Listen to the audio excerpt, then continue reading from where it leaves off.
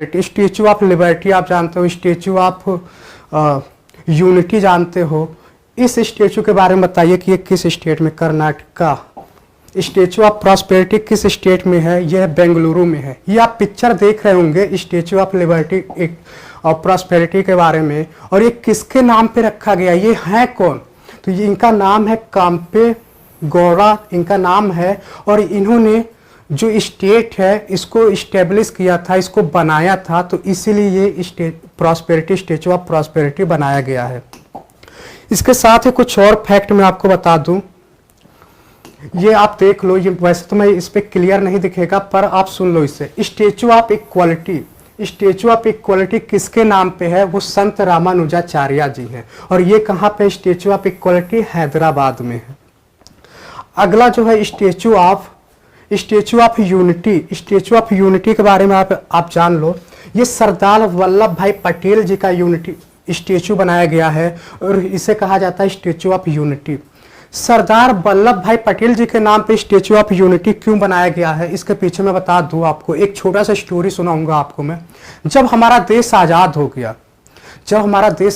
गया, तो उस समय टोटल 552 प्रिंसली स्टेट थे, जिसमें से 549 तो भारत में शामिल हो गए। उन्हें कौन शामिल किया? वल्लभ भाई पटेल जी सबके पास गए, सबको मनाया और उन्हें भारत में शामिल कराया।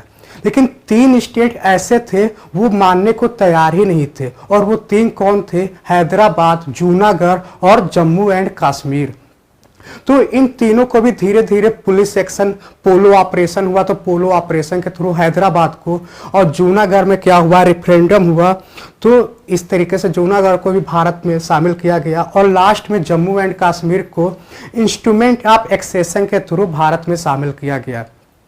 जम्मू कश्मीर को उसमें नहीं शामिल किया गया, उससे कहा गया कि चलो तुम जैसे हो रहो। लेकिन कुछ समय बाद ये होता है कि पाकिस्तान जो है पीछे से उन पे आके हमला करता है। फिर वहाँ के उसमें जो राजा थे हरि सिंह थे, वो भागते हुए इंडिया के पीएम के पास आते हैं, नेहरू जी के पास, और नेहरू जी से बोलते हैं कि कुछ मेरी मदद करो। नेहरू जी ने डायरेक्ट बोल दिया कि मैं तुम्हारी तभी मदद कर पाऊंगा जब तुम इंस्ट्रूमेंट ऑफ एक्सेशन को साइन करोगे।